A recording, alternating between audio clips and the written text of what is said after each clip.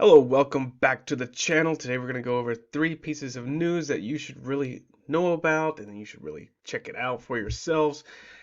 Today, it is a big day. The market for Bitcoin has been spectacular. So if you haven't already, subscribe, drop a comment, and click that bell icon. All right, so Prime Trust is not able to fulfill their withdrawals and they must stop to accept funds. That's coming from a C&D order in Nevada, so a cease and desist. Pretty scary stuff. So they actually ordered this on the 21st of June after they monitored the company's solvency.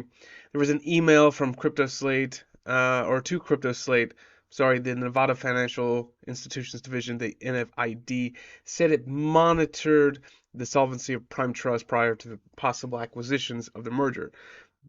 Now, BitGo was actually looking to get Prime Trust before it actually just jumped ship and sailed away. Now, the NFID said that Prime Trust failed to safeguard some assets under the custody, and they couldn't actually fulfill their client withdrawals.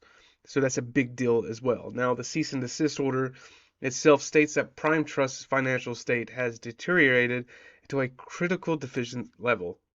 It says that the firm is now in unsafe and unsound condition and is at a substantial deficit in solvency. Pretty bad for them.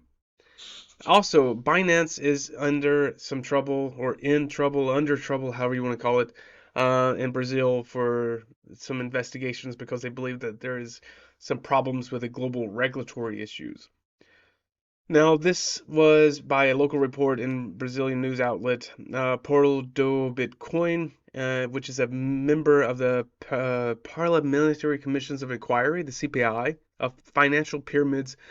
The deputy Alfredo Gaspar. Now, he gave a request and he summoned the executive head of Binance in Brazil, Guilherme Haddad Nazar, to actually show a witness to appear as a witness in some investigations into pyramid schemes in the country. Gaspar said, quote and unquote, therefore, we can deduce that Binance is entirely intertwined with the motivation of the CPI and is essential to understand its performance in the country. Its relationship with B Fintech, its official representative, as well as its connection with companies that respond in court for harmful consumers, Brazilians.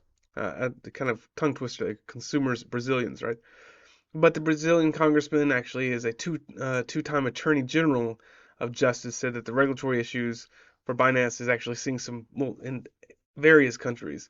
And of course, as you know, all of us know the United States as well. Now, the request by the congressman was made yesterday on the 21st of June, and it's subject to actually be approved by members of the CPI in the next meeting, which is actually scheduled for the 27th of June. So, also not good for Binance. But let's talk about Bitcoin. Now, it's actually getting a very strong weekly close, and the strongest since March. So, everybody's looking on Friday's options expiring. Now, the March of the year, now the strongest weekly close after March this year, of course, there's that flurry of applications for spot Bitcoin ETF from some of the largest financial institutions in the world, but it's making some pretty strong gains. Now, Bitcoin is trading around 30,000, just kind of back and forth. That market cap's around 582 billion. BlackRock has put its foot in the door with a spot of Bitcoin ETF applications and triggering a major euphoria in the crypto market.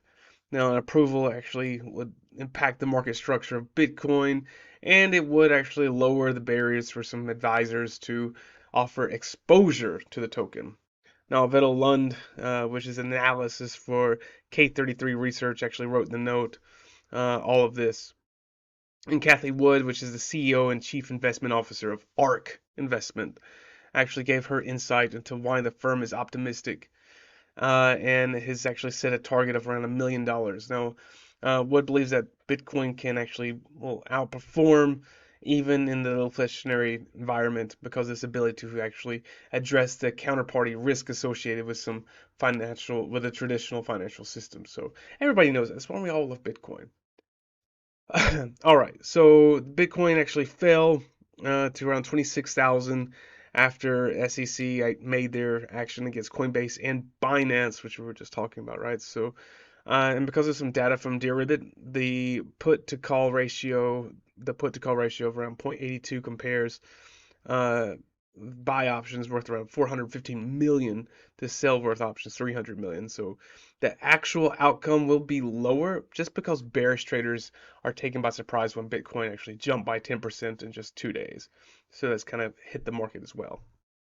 That's all we have for you today. Keep an eye on Bitcoin. We'll be paying attention to the Brazilian situation as well with Binance.